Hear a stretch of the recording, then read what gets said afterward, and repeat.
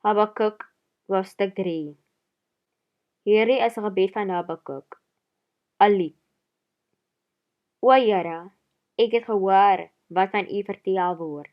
Ek is in verwondering oor alles wat U gedoen het. Doen in ons tyd ook hierdie dinge wat U in die verlede gedoen het. Moenie vergeet om genadig te wees nie, al is U baie kwaad.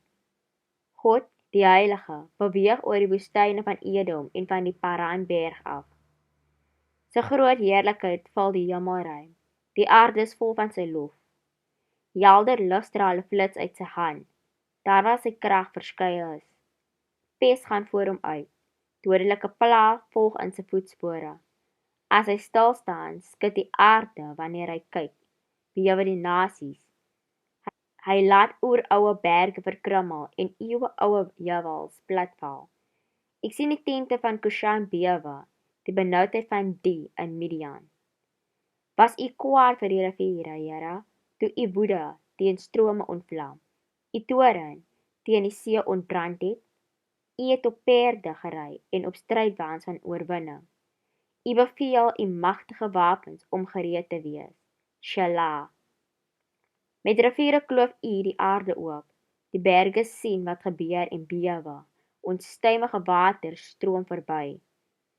Die diep waters dreun met golwe wat opslaan, soos hande omhoog gelig. Die son en die maan het begin verdof, verduister deur blitsende pyle en die glans van 'n blinkende spies. U stap oor die aarde in verontwaardiging.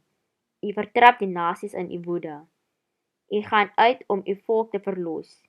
U red U gesalfdes. U verpletter die leier van kwaaddoeners, van kop tot tone stroop U hom kaal.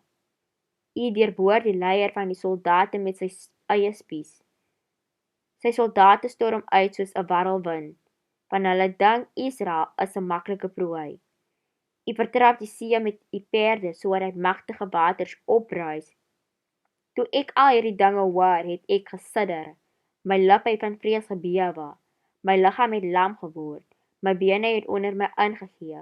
Tog sal ek rustig wag vir die dag wanneer rampspoed die mense tref wat besig is om ons aan te val.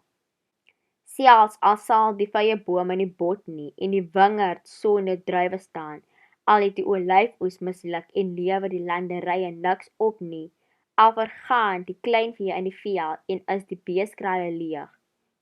Tog, ten spyte van alles, sal ek my verbly in die Here. Ek sal juig oor God wat my verlos. Die oppermagtige Here is my krag. Hy maak my voete soos die van 'n ribbok.